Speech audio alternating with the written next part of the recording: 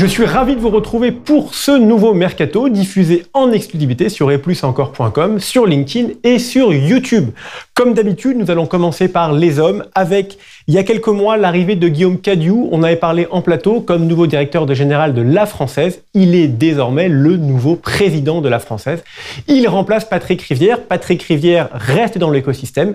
Il devient banquier d'affaires. Il rejoint Newco Corporate Finance, l'un des acteurs de la consolidation du marché, avec des opérations, entre autres, avec Cristal, Laplace, Astoria, Retores, etc. Le monde du M&A est un monde qui attire. Nous avons aussi un ancien de la BNP, Jean-Christophe Bonco-Gibaud, qui lance sa propre structure, Ernest 1895. Toujours dans les hommes et dans les directions générales, chez Perle, l'un des acteurs de l'investissement en nue propriété, nous avons une promotion interne avec Nicolas Debussy qui devient le nouveau directeur général.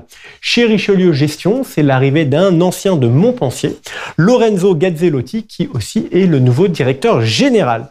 Dans les directions commerciales et des partenariats, nous avons aussi des mouvements avec UBS qui a recruté un nouveau Wholesale Sales Manager pour la France et Monaco en la personne de Pierre-Adrien Pérez. 7-2 a recruté un ancien de la financière de l'échiquier comme responsable de la distribution et des partenariats. Je parle bien sûr de Quentin Verdict. Enfin, une dernière information, Maxime Vanneau qui a rejoint Private Corner en tant que directeur de la relation partenaire. Dans le journal décalé, l'autre rubrique que j'anime, nous parlons beaucoup de réglementation et nous parlons beaucoup de l'Europe. Un des acteurs clés européens, la Fédération européenne des intermédiaires d'assurance, le BIPAR, est présidé par un Français, un agent général MMA, Nicolas Bohème. Il remplace un autre Français, Dominique Cise. Enfin, dans les sociétés, ça n'arrête pas de bouger. Astoria Finance continue sa stratégie de croissance externe avec 3 nouvelles opérations, 2 rachats de cabinets, les cabinets Bailly et les cabinets Eurofinance Courtage, et aussi le rachat du portefeuille de la financière Diel. Astoria Finance a désormais 8,5 milliards d'euros sous gestion.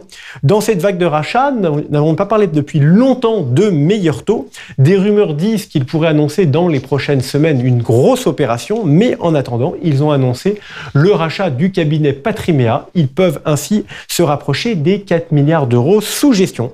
Enfin, un nouveau logo pour la Banque Postale avant d'accueillir la financière de l'échiquier. Il nous annonce un nouveau logo et un nouveau nom. Le nouveau nom est LBPAM. On ne cite donc plus La Poste.